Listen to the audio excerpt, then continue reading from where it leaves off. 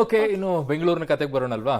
ಬೆಂಗಳೂರಿನ ಗುಂಡಿ ಕತೆಗೆ ಬರೋದಾದ್ರೆ, ಈ ಗುಂಡಿಗಳಿಂದಾಗಿ ವಾಹನ ಸವಾರರಂತೂ ಹೈರಾಣಾಗ್ಬಿಟ್ಟಿದ್ದಾರೆ. ಅದರಲ್ಲೂ ಕೂಡ ಕೋಟ್ಯಾಂತರ ರೂಪಾಯಿ ಖರ್ಚು ಮಾಡಿ ವೈಟ್ ಟಾಪಿಂಗ್ ರಸ್ತೆಯನ್ನ ನಿರ್ಮಿಸಿದ್ದಾರೆ. ಆದ್ರೆ ಅದರಲ್ಲೇ ಒಂದು ಬೃಹತ್ ಗುಂಡಿ ಪತ್ತೆಯಾಗಿದೆ.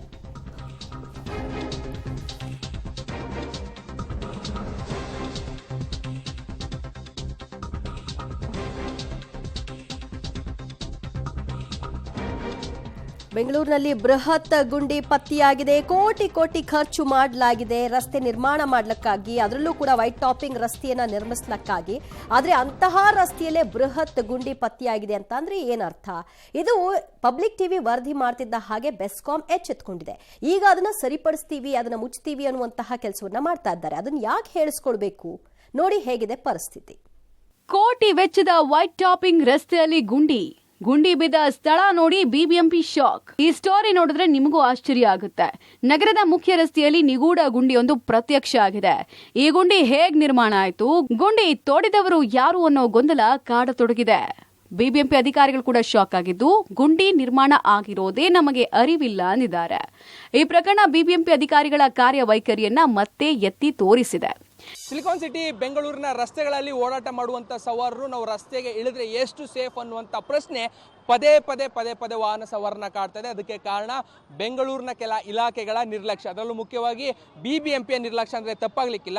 ಗಮನಿಸ್ತಾ ಇದ್ರಿ, ನಾವಿರುವಂಥದ್ದು ಜಯನಗರ 4th ಬ್ಲಾಕ್ನ ಈಸ್ಟರ್ನ್ ರೋಡ್ ಏನಿದೆ, ಆ ಈಸ್ಟರ್ನ್ ರೋಡ್ನ ಪಕ್ಕದಲ್ಲೇ ಇರುವಂತಹ ಕಾರ್ಮಲ್ ಕಾಲೇಜ್ ಅಂದರೆ ಖಾಸಗಿ ಕಾನ್ವೆಂಟ್ನ ಮುಂಭಾಗದಲ್ಲಿದ್ದೇನೆ. ಮುಂಭಾಗದಲ್ಲಿ ಒಂದು ದೊಡ್ಡ ಗುಂಡಿ ಬಿದ್ದಿದ್ರು ಕೂಡ 1 ತಿಂಗಳಾಗಿದ್ರು ಕೂಡ ಯಾವೊಬ್ಬ ಅಧಿಕಾರಿಗಳಿಗೂ ಇದರ ಬಗ್ಗೆ ಅರಿವಿಲ್ಲ, ಗಮನ ಇಲ್ಲ.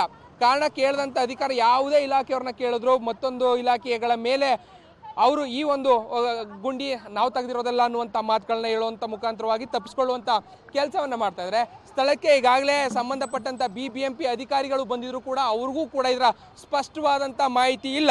ಯಾರು ಯಾವಾಗ ಗುಂಡಿಯನ್ನು ತೆಗೆದಿದ್ದಾರೆ ಎನ್ನುವಂಥ ಸ್ಪಷ್ಟ ಮಾಹಿತಿ ಇಲ್ಲದೆ ಇರುವಂಥ ಕಾರಣಕ್ಕಾಗಿ ಸದ್ಯ ಅವರೂ ಕೂಡ ಪರದಾಟವನ್ನು ಮಾಡುವಂಥ ಪರಿಸ್ಥಿತಿ ಇದೆ. ಬೆಂಗಳೂರಲ್ಲಿ ನಿಗೂಢ ಗುಂಡಿ ಎಲ್ಲಿಂದ ಬಂತು ಅನ್ನುವಂಥ ಹುಡುಕಾಟವನ್ನು ಅಧಿಕಾರಿಗಳು ಕೂಡ ಮಾಡ್ತಾ ಇದ್ದಾರೆ. ಗಮನಿಸ್ತಾ ಇದ್ರಿ, ಬಲಭಾಗದಲ್ಲಿ ಇಲ್ಲಿನ ವಾರ್ಡ್ ಇಂಜಿನಿಯರ್ ಕೂಡ ಸ್ಥಳಕ್ಕೆ ಬಂದಿದ್ದಾರೆ, ಸಂತೋಷ್ ಅಂತ ಹೇಳಿ.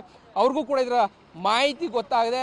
ಅಷ್ಟು ಆಗಿಂದಲೂ ಕೂಡ ಅಂದರೆ ಗುಂಡಿ ಬಿದ್ದಿರುವ ಬಗ್ಗೆ ಮಾಹಿತಿಯನ್ನು ಪಬ್ಲಿಕ್ ಟಿವಿ ನೀಡಿದ ಸಂದರ್ಭದಿಂದಲೂ ಕೂಡ ಗುಂಡಿ ಹೇಗೆ ಬಂತು ಅನ್ನುವಂಥ ಚಿಂತೆಯಲ್ಲಿ ಅವರು ಕೂಡ ಇದ್ದಾರೆ. ಹಾಗಿದ್ರೆ ಈ ನಿಗೂಢ ಗುಂಡಿ ಬಂದಿದ್ದಾದರೂ ಹೇಗೆ? ಬೆಂಗಳೂರಿನ ರಸ್ತೆಗಳನ್ನು ಯಾರು ಬೇಕಾದರೂ ಆಗಿಬೋದಾ? ಪ್ರಮುಖವಾಗಿ ವೈಟ್ ಟ್ಯಾಪಿಂಗ್ ರಸ್ತೆ ನೂರಾರು ಕೋಟಿಯನ್ನು ಇನ್ವೆಸ್ಟ್ಮೆಂಟ್ ಮಾಡಿ ರಸ್ತೆಗಳನ್ನು ಮಾಡಿರ್ತಾರೆ. ಹಾಗಿದ್ರೂ ಕೂಡ ಈ ಗುಂಡಿಗಳನ್ನು ಈ ರಸ್ತೆಯಲ್ಲಿ ನೇರವಾಗಿ ಯಾರು ಬೇಕಾದರೂ ಬಂದು ಗುಂಡಿಯನ್ನು ತೆಗಿಬೋದಾ? ಜಯನಗರದ ಈಸ್ಟ್ ಎಂಡ್ ಮುಖ್ಯ ರಸ್ತೆಯಲ್ಲಿ ಕಳೆದ 1 ತಿಂಗಳ ಹಿಂದೆ ದುರಸ್ತಿಗಾಗಿ 10 ಅಡಿ ಆಳದ ಗುಂಡಿಯನ್ನು ತೋಡಲಾಗಿದೆ. ಗುಂಡಿ ತೋಡಿ 1 ತಿಂಗಳಾಗಿದ್ರು ಮುಖ್ಯ ರಸ್ತೆಯಲ್ಲಿ ಗುಂಡಿ ತೋಡಿರೋರು ಯಾರು ಅನ್ನೋ ಮಾಹಿತಿನೇ ಬಿಬಿಎಂಪಿಗೆ ಇಲ್ಲ. ಈ ಬಗ್ಗೆ ವಾರ್ಡ್ ಇಂಜಿನಿಯರ್ ಸಂತೋಷರನ್ನ ಕೇಳಿದ್ರೆ ಈ ರಸ್ತೆಯಲ್ಲಿ ಗುಂಡಿ ಬಿದ್ದಿರೋದೇ ಗೊತ್ತಿಲ್ಲ ಅಂತ ಉಡಾಫೆ ಉತ್ತರ ಕೊಡ್ತಾರೆ.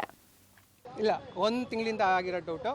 ನಾನು ಅವ್ರ ಬೆಸ್ಕಾಂ ಅವ್ರಿಗೆ ನಾನು ಮಾತಾಡ್ತಾ ಇದ್ದೀನಿ. ಈಗ ಯಾರು ಸರ್ ಇದಕ್ಕೆ ಜವಾಬ್ದಾರಿ? ಯಾರು ಒಟ್ಟಾರೆ ಏನಾದರೂ ಹೆಚ್ಚು ಕಡಿಮೆ ಆದರೆ ಅವರೇ ರೆಸ್ಟೋರೇಷನ್ ಮಾಡ್ಬೇಕು ಸರ್. ಯಾವುದೇ ಸೇಫ್ಟಿ ಮೆಜರ್ಸ್ಗಳನ್ನು ತೆಗೆದುಕೊಂಡಿಲ್ಲ. ನೋಡ್ತಾ ಇದ್ರಿ ಪರಿಸ್ಥಿತಿ ಹೇಗಿದೆ ಅಂತ. ಒಂದು 8 ರಿಂದ 10 ಅಡಿ ಗುಂಡಿ ಇರುವಂಥದ್ದು. ನಾಳೆ ಯಾರಾದರೂ ಬಿದ್ದರೆ ಹೆಚ್ಚು ಕಡಿಮೆ ಆದರೆ ಇದಕ್ಕೆ ಜವಾಬ್ದಾರಿ ಯಾರು? ಈಗ ಮಧ್ಯಾಹ್ನ ಇನ್ನೊಂದು ಅರ್ಧ ಗಂಟೆ ಅಕಸ್ಮಾತ್ ಏನಾದರೂ ಆಗಿಲ್ಲ ಬಿಡಿ ಸರ್. ಆಂಟಿಸಿಪೇಟ್ ಮಾಡೋದು ಬೇಡ, ಆಗಿಲ್ಲ. ನಮ್ಮ ಇನ್ನು ಈ ಗುಂಡಿಗೆ ನಿಜವಾದ ವಾರಸುದಾರರು ಬೆಸ್ಕಾಂನವರು. ಬೆಸ್ಕಾಂ ದುರಸ್ತಿ ಕಾರ್ಯ ಹಿನ್ನೆಲೆಯಲ್ಲಿ ವೈಟ್ ಟಾಪಿಂಗ್ ಗುಂಡಿಯನ್ನ ಸುಮಾರು 10 ಅಡಿ ಆಳಕ್ಕೆ ತೋಡಲಾಗಿದೆ. ಈ ಕಾರ್ಯ ಆರಂಭಿಸುವ ವೇಳೆ ಬೆಸ್ಕಾಂ ಅಧಿಕೃತವಾಗಿ ಅನುಮತಿ ಪಡೆದಿಲ್ಲ. ದುರಸ್ತಿ ಜಾಗದಲ್ಲಿ ಯಾವುದೇ ಸುರಕ್ಷತಾ ಕ್ರಮಗಳನ್ನು ಕೈಗೊಂಡಿಲ್ಲ.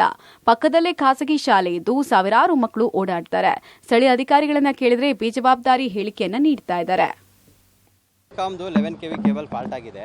ಸೊ ಅದನ್ನು ರಿಸ್ಟೋರೇಷನ್ ಮಾಡಲಿಕ್ಕೆ ಗುಂಡಿ ತೆಗೆದಿದ್ದೀವಿ ಮೇಡಮ್. ಅಟೆಂಡ್ ಮಾಡ್ತೀವಿ. ಎಷ್ಟು ದಿನ ಆಯ್ತು ಸರ್? ಎಷ್ಟು ದಿನ ಆಗಿದೆ? ಒಂದು 15 days ಆಗಿರ್ಬೋದು. ಯಾಕೆ ಇಷ್ಟು ಲೇಟ್ ಆಗ್ತಾ ಇರೋದು? ಏನು ಕಾರಣಕ್ಕೆ ಲೇಟ್ ಆಗ್ತಾ ಇದೆ ಸರ್? ಇದು ಡೈಲಿ ಮಳೆ ಬರ್ತಾ ಇರೋದ್ರಿಂದ ಗುಂಡಿ ನೀರು ತುಂಬ್ಕೋತಾ ಇದೆ ಒಂದು, ಮತ್ತು ನಮಗೆ ಕೇಬಲ್ ಸಿಗ್ತಾ ಇಲ್ಲ, ಸ್ವಲ್ಪ ಡೆಪ್ತಲ್ಲಿದೆ. ಸೊ ಅದನ್ನು ನೋಡ್ಬಿಟ್ಟು ಫೈಂಡ್ ಔಟ್ ಮಾಡಿ ಅಟೆಂಡ್ ಮಾಡ್ಕೊಡ್ತೀವಿ. ಸೇಫ್ಟಿ ಮೆಜರ್ಮೆಂಟ್ ಹಾಕಿದ್ವಿ ಸರ್. ನಮ್ಮದು ಬೇರೆ ಕೆಲಸ ಇನ್ನೊಂದು ಕಡೆ ನಡೀತಾ ಇರೋದ್ರಿಂದ ಈಗ ಹಾಕಿದ್ವಿ, ಮತ್ತೆ ಅಲ್ಲಿಂದ ತೊಗೊಂಬಂದು ಮತ್ತೆ ಹಾಕ್ತೀವಿ. ಆ್ಯಕ್ಚುಲಿ ನಮ್ಮದೇ ಜವಾಬ್ದಾರಿ, ಯಾಕಂದರೆ ನಾವು ಗುಂಡಿ ಹೊಡೆದ್ರೆ ನಾವೇ ರಿಸ್ಟೋರೇಷನ್ ಮಾಡಿಕೊಡ್ಬೇಕು. ಆದಷ್ಟು ಬೇಗ ಮಾಡ್ಕೊಡ್ತೀವಿ ಮೇಡಮ್. ಯಾವಾಗ ಸೇಫ್ಟಿ ಮಾಡ್ತೀರಿ ಸರ್? ಸೇಫ್ಟಿ ಇವಾಗಲೇ ಇಮಿಡಿಯೇಟೇ ಮಾಡಿಸ್ಬಿಡ್ತೀನಿ ಈಗಲೇ. ಇನ್ನು ಪಬ್ಲಿಕ್ ಟಿವಿ ವರದಿ ಬಳಿಕ ಎಚ್ಚೆತ್ತ ಬೆಸ್ಕಾಂ ಅಧಿಕಾರಿಗಳು 1 ವಾರದ ಒಳಗೆ ಸಂಪೂರ್ಣ ದುರಸ್ತಿ ಕಾರ್ಯ ಮಾಡ್ತೇವೆ ಅಂತ ಹೇಳಿದ್ದಾರೆ. ಸದ್ಯ ದುರಸ್ತಿ ಕಾರ್ಯ ಸ್ಥಳದಲ್ಲಿ ಟೇಪ್, ಬ್ಯಾರಿಕೇಡ್ ಜೊತೆಗೆ ಸುರಕ್ಷತಾ ಫಲಕ ಹಾಕಿದ್ದಾರೆ. ಗುಂಡಿ ಕತೆ ಒಂದ್ ಕಡೆ ಆದ್ರೆ ಸ್ಯಾಂಕಿಕೆರೆ ಬಳಿ ಜೀವ ಬಲಿಗಾಗಿ ಮರದ ಕೊಂಬೆ ಕಾದು ಜೂತಾಡ್ತಾ ಇದೆ. ಮರದ ಕೊಂಬೆಗಳನ್ನ ತೆರವು ಮಾಡದೆ ಬಿಬಿಎಂಪಿ ನಿರ್ಲಕ್ಷ್ಯ ವಹಿಸಿದೆ. ಕಳೆದ ಕೆಲ ದಿನಗಳಿಂದ ಬೆಂಗಳೂರಿನಲ್ಲಿ ಉತ್ತಮ ಮಳೆಯಾಗಿದೆ, ಅಷ್ಟೇ ಅವಾಂತರ ಕೂಡ ಸೃಷ್ಟಿಯಾಗಿದೆ. ಇತ್ತ ಸ್ಯಾಂಕಿಕೆರೆ ಬಳಿ ಗಾಳಿ ಮಳೆಗೆ ಬೃಹತ್ ಮರದ ಕೊಂಬೆಗಳು ಮುರಿದು ಮರದಲ್ಲೇ ನೇತಾಡ್ತಾ ಇದೆ. ಯಾವುದೇ ಕ್ಷಣದಲ್ಲಿ ಬೇಕಾದರೂ ಬೀಳುವ ಮರದ ಕೊಂಬೆಗಳನ್ನ ತೆರವು ಮಾಡದೆ ಬಿಬಿಎಂಪಿ ನಿರ್ಲಕ್ಷ್ಯ ವಹಿಸಿದೆ. Like it's very dangerous, so anytime anything can happen. So ಆ ರೀಸನಿಂದ ಎಷ್ಟು ಬೇಗ ಆಗುತ್ತೋ ಅಷ್ಟು ಬೇಗ ಇದನ್ನು ಕ್ಲಿಯರ್ ಮಾಡಿದ್ರೆ, ಯಾಕಂದರೆ ಇಲ್ಲಿ ಕಾರ್ಸ್ ಎಲ್ಲ ಇದೆ, ಏನಾದರೂ ಡ್ಯಾಮೇಜು ಆಗ್ಬೋದು, ಮನುಷ್ಯರಿಗೂ ಡ್ಯಾಮೇಜ್ ಆಗ್ಬೋದು. ಮಗನ್ನ ಸ್ವಿಮ್ಮಿಂಗ್ ಕ್ಲಾಸ್ಗೆ ಇಲ್ಲೇ ಕರ್ಕೊಂಡು ಹೋಗ್ಬೇಕು, ಇದೇ ರೋಡಲ್ಲಿ. ಮಕ್ಕಳು ತಲೆ ಮೇಲೆ ಬೀಳುತ್ತೆ ಅಂತ ಓಡಾಡಬೇಕಾದ್ರೆ ಭಯ ಆಗುತ್ತೆ ಸರ್. ಏರಿಯಾ ಅವರು ಯಾರು ರೆಸ್ಪಾನ್ಸಿಬಿಲಿಟಿ ಇದೆ ಅವ್ರ ರೆಸ್ಪಾನ್ಸಿಬಿಲಿಟಿ ತಗೋಬೇಕು. ಅವ್ರವ್ರ ಕೆಲಸ ಅವ್ರು ಮಾಡಿದ್ರೆ ಅಷ್ಟೇ ಸಾಕು. ಒಟ್ಟಾರೆ ಬಿಬಿಎಂಪಿ ಮತ್ತು ಬೆಸ್ಕಾಂ ಎಷ್ಟರ ಮಟ್ಟಿಗೆ ನಿರ್ಲಕ್ಷ್ಯ ಹೊಂದಿದೆ ಅನ್ನೋದಕ್ಕೆ ಇದಕ್ಕಿಂತ ಮತ್ತೊಂದು ಉದಾಹರಣೆ ಬೇಕಿಲ್ಲ. ಈ ಎರಡೂ ಇಲಾಖೆಗಳ ನಿರ್ಲಕ್ಷ್ಯಕ್ಕೆ ನಗರದಲ್ಲಿ ಇನ್ನೆಷ್ಟು ಬಲಿಯಾಗಬೇಕೋ ಆ ದೇವರೇ ಬಲ್ಲ. Raghu Mariswamy, metro bureau, public TV. ಅವ್ರು ಯಾರೋ ಇಂಜಿನಿಯರ್ ಹೇಳ್ತಾ ಇದ್ರಲ್ವಾ, ಅಲ್ಲಿ ಏನು ಆಗಿಲ್ಲ ಬಿಡಿ ಸರ್, ಮಾಡಿಸ್ತೀವಿ ಅಂತ ಹೇಳಿ. ಅಂದ್ರೆ ಏನಾದ್ರೂ ಆಗ್ಬೇಕು ಇವ್ರಿಗೆ. ಆಗೋವರೆಗೂ ಇವರಿಗೆ ಸಮಾಧಾನ ಇಲ್ಲ. ರಕ್ತ ನೋಡಬೇಕು, ಅಲ್ಲಿವರೆಗೂ ಸಮಾಧಾನ ಇಲ್ಲ. ಆಮೇಲೆ ಏನಾದರೂ ಹೆಚ್ಚು ಕಡಿಮೆ ಆದರೆ ಅವರೇ ಸಸ್ಪೆಂಡ್ ಆಗ್ತಾ ಇದ್ರು. ಅದ್ರಾದ್ರೂ ಅರಿವಿತ್ತು ಎಲ್ಲೋ ನಂಗೆ ಗೊತ್ತಿಲ್ಲ. ಸೀರಿಯಸ್ನೆಸ್ ಕಾಣಿಸ್ತಿಲ್ಲ. ತಮಾಷೆ ಮಾಡ್ಕೊಂಡು, ಜೋಕ್ ಮಾಡ್ಕೊಂಡು ಯಾರೋ ಬಂದ್ರು ಯಾವುದೋ ರೋಡ್ ಅಗ್ಕೊಂಡು ಹೋಗ್ತಾರೆ ಅಂದರೆ. ಆಮೇಲೆ ಇನ್ನೊಂದು ಇಂಪಾರ್ಟೆಂಟು, ನಿಮ್ಮ ಏರಿಯಾಗಳಲ್ಲಿರುವಂಥ ರೋಡ್ಗಳಿರುತ್ತೆ ಅಲ್ಲ, ಅಲ್ಲಿ ಪೈಪ್ಲೈನ್ ಹಾಕಬೇಕು ಅಂದರೂ ರೋಡ್ ಅಗಿತಾರೆ. ಅದಕ್ಕೆ ದುಡ್ಡು ಕಟ್ಸ್ಕೊಳ್ಳುತ್ತೆ ಬಿಬಿಎಂಪಿ. ಅದನ್ನು ರೋಡನ್ನು ಮತ್ತೆ ವಾಪಸ್ ಮಾಡಬೇಕು, ಅದನ್ನು ಟಾರ್ ರೋಡನ್ನು ಹಾಕಬೇಕು. ದುಡ್ಡೇನೋ ಕಟ್ಸ್ಕೊಳ್ತಾರೆ, ಆ ಟಾರ್ ರೋಡೇ ಹಾಕಲ್ಲ. ಗುಂಡಿ ತೋಡ್ತಾರೆ, ಪೈಪ್ ಹಾಕ್ತಾರೆ, ಮಣ್ಣು ಹಾಕ್ತಾರೆ, ಮುಗಿದೋಯ್ತು.